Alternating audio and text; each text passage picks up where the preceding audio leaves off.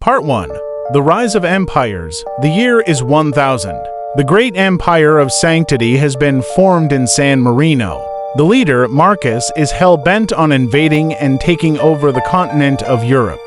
He has 10,000 armed swordsmen and a sacred relic with unknown powers. But over in Denmark, a new empire of Frosthaven has formed. This resilient and resourceful country plans on taking over the entirety of Europe. Frosthaven is equipped with the finest 10,000 swordsmen and skilled seafarers. As this new era of violence and expansion begins, the Empire of Sanctity decides to attempt to research gunpowder to give themselves an advantage in future conflicts, and thus, the scientists of Sanctity begin attempting to research gunpowder. Their first attempts are met with some difficulty, but they eventually manage to create some crude hand cannons. However, these guns are useless as they lack any sort of ammunition and can only be fired once or twice before becoming completely ineffective. The Empire of Frosthaven decides to launch a diplomatic mission to the nearby Duchy of Finland to attempt to negotiate the annexation of their lands into the Empire of Frosthaven. However, the Emperor of the Holy Roman Empire, Pope Clement III, has decided that he will invade and take the Kingdom of Sweden as well as the lands around the Baltic Sea.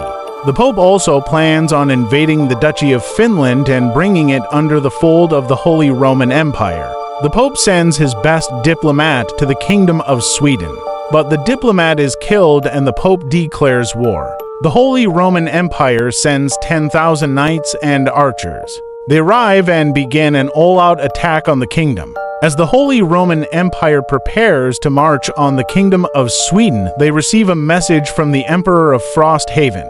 The message states, "We have been informed of your plans to attack the Kingdom of Sweden. Please refrain from doing so. We are prepared to launch a diplomatic mission of our own and negotiate an agreement." The Pope, who is still furious over the killing of his diplomat, sends back a letter saying, "You are too late. My armies are already on the march. You have left us no choice but to defend ourselves. Prepare yourselves for war." The Empire of Frosthaven, threatened by the Pope's declaration of war, decide to, with the help of their recently recruited expert alchemist from the East, attempts to research firearms. The alchemist from the East, skilled in the art of transmutation, begins his work in a secret laboratory hidden deep within the Empire.